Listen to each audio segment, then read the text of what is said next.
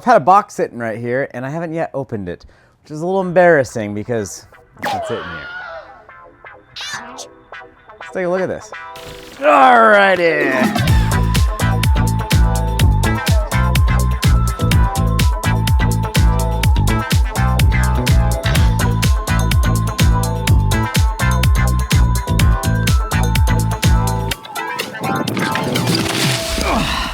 Wow, I really ran out of talent. Oh, hello everyone. If you saw our SL EMTB comparison video, then you saw us pit this Instinct PowerPlay SL against some pretty stiff competition. The Orbea Rise LT is on its 3rd generation, the Pivot Shuttle SL, with the short chainstay and all, is my all-time favorite electric bike, and the Canyon Spectral is the Volkswagen of European bikes. There's a lot of brand and experience behind that on-fly. Despite being a completely different breed, the Instinct SL was very much a contender against all those mainstream bikes. Even better, it certainly has the most character of all these bicycles. During the SL EMTB comparison, I may have uttered a few less than kind words about the Instinct. The term contraption may or may not have been used, but I do say that with respect. That one feels more like a contraption, whereas the Canyon feels more turnkey. Rocky has been using their own EMTB platform since 2017, and while they do things differently, they absolutely do them well. Rocky has also learned some hard lessons, so I look at this bike as a Generation 3. Not surprisingly, 3rd time's the charm, and my experience has been very positive. Probably won't look any different, but this little bike's sweet. While they experienced a few quirks with the full power Instinct I showed back in 2022, the new SL version hasn't had any of those same issues. Zero overheating, just consistent performance.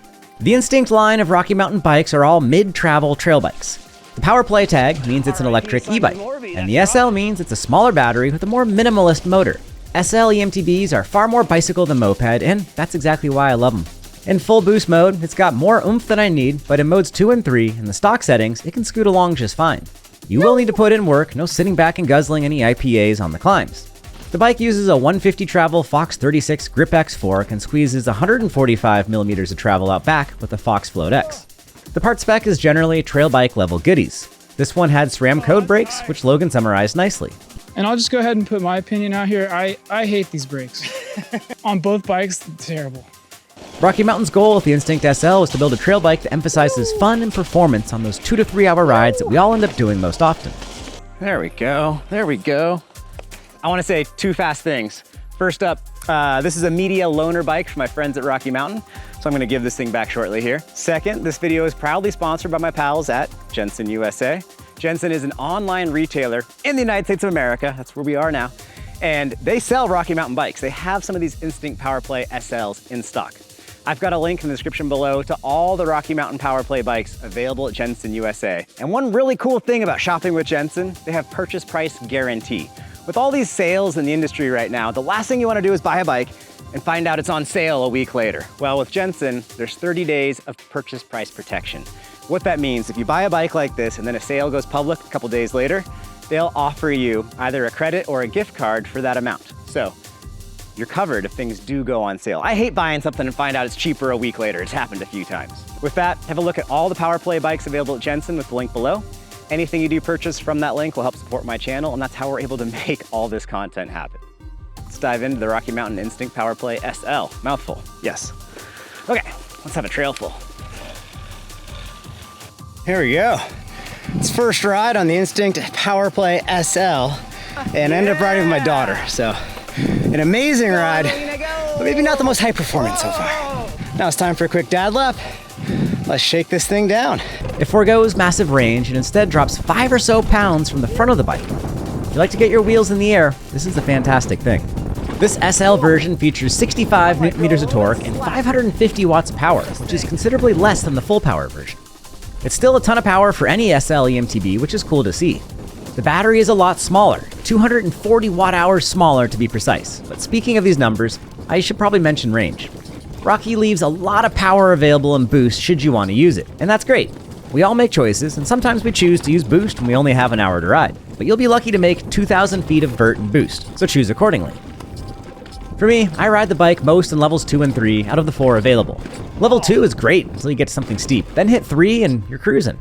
With this technique, along with my 175-pound body doing lots of pedaling, I found myself in the mid-3 to low 4,000 foot range. This is right on the bubble of what I consider acceptable range for an SL EMTB. Plan on an extender if you'd like to instinctively explore, pun fully intended. I will say, it's easy to adjust the actual power of each level, and you don't have to use any sort of app, which is fantastic. So my drivetrain's popping all over the place. Trying to log into the app and it's frustrating me. Connecting, it's flashing green. Connecting. Let's try to ride one-handed, catch up with my kiddo. Stuck messing with contraptions instead of riding my bike. I'm frustrated.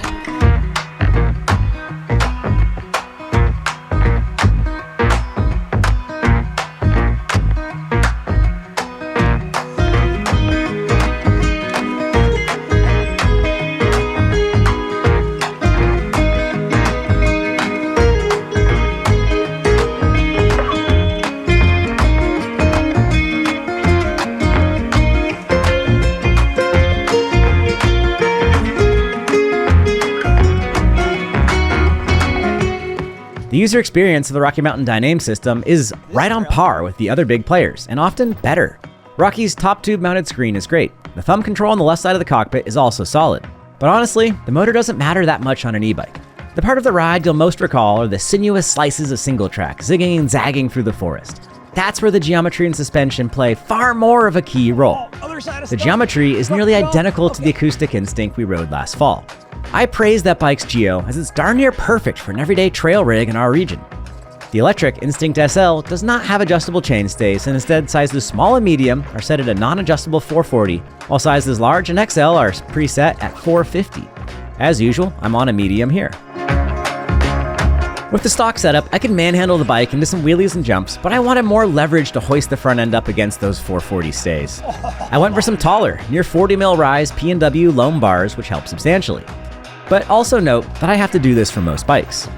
Once I started to get comfy with that height, I knew it was a matter of minutes until the hard rubber single-ply stock tires would yeet me off the wet routes. I installed a double-down max grip rear tire and somehow found a max grip Exo Plus tire to use up front. If you live in a dry climate, the Max Terra is okay, but if you have anything green nearby, those associated routes are a lot more chill with max grip. Now, what no one mentions about the Instinct SL is the suspension. It's technically a mid-high pivot, but with its idler, I feel okay titling this as a high pivot bike. The rear end feels quite a bit more traditional than the acoustic Instinct. It's less progressive, though still plenty for a poppy rider. The rear end is forgiving when it needs to be, and predictable and supportive when you're asking for that. It's got a softer initial feel than the analog Instinct, and still plenty of bottom-out love. The axle path is not as aggressively rearward as something like the latest Norco-Sight VLT, and it doesn't hold speed quite as well through successive impacts, but it also works very nicely. It's easier to get into the air than a true high pivot and has a lovely predictable feel. I quite enjoy the squish on this little Instinct.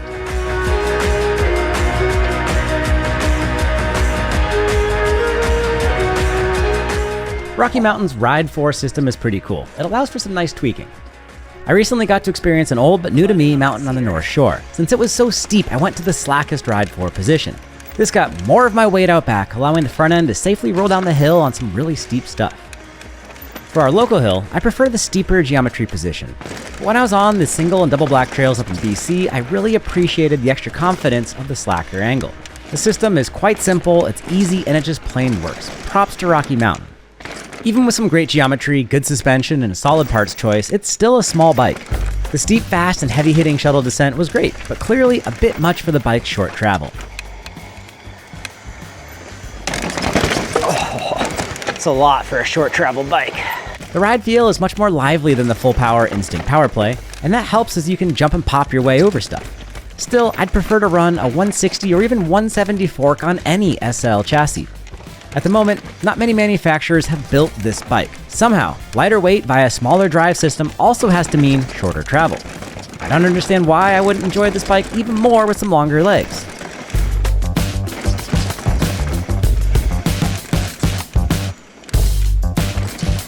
The SL thing is more about riding typical mountain bike style trails for 2 and change hours, instead of the 4 to 6 hours that a massive full power e-bike can offer.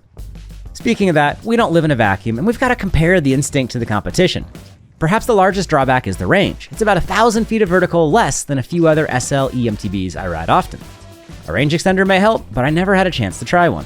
Next up, the 2 extra pulleys on the Rocky drive unit on the chain create a weird draggy feel while pedaling. I did adapt to this and primarily noticed it on the first ride or two when I'm returning back to the bike after riding others. Thankfully, the motor has the oomph needed to push right through that, but still, it's an odd feeling that is a little noticeable at first. For illustrative purposes, we will show you what's underneath the sexy black cover. So there's the two idlers I wanted to show everyone. I feel like you can notice the resistance added by this guy and this guy. This, I believe, is the torque sensor, and this is the drive, and this is why I consider this bike a high pivot. Rocky calls it a mid-high pivot. It's higher than where they usually are, so I don't care mid-high or high, but yeah, that's what we got there. When swapping between the Rocky Instinct SL and the Canyon Spectral, the Rocky came alive as a fun, playful bike. Its light shined brightest upon the tighter, more technical trails.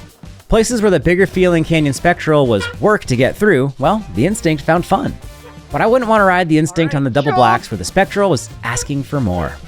The Rocky has just enough clearance around the bottom bracket that you can pedal through things that would stop the Orbea Rise LT in its tracks. And the Instinct is torsionally stiffer and felt better through the jumps and berms than did the Orbea. The extra travel is nice compared to the Pivot Shuttle SL, as well as the better head tube angle. And something I haven't mentioned yet, Rocky has adjustable reach. The Rocky is even more adaptable than the Pivot and much cheaper. Finally, the new Pivot SL AM is a closer competitor to the Instinct. It feels a bit lighter on the trail, and the driveline is certainly smoother. However, that same Bosch SX system isn't as intuitive as Rocky Mountain's own, as Bosch requires an artificially high cadence. Range is slightly better on the Pivot with the Bosch SX, but it's not that far apart between these two rigs. Considering I see sale pricing available on the Instinct, it's not crazy to save a few $1,000s with an Instinct. The Rocky Mountain is adaptable enough to be a good choice for many different consumers, even with the slightly shorter range. This bike is quite different from the norm, and a lot of folks will really enjoy that. Is it perfect? Well, there's no such thing as a perfect bike, but the Instinct may just surprise you.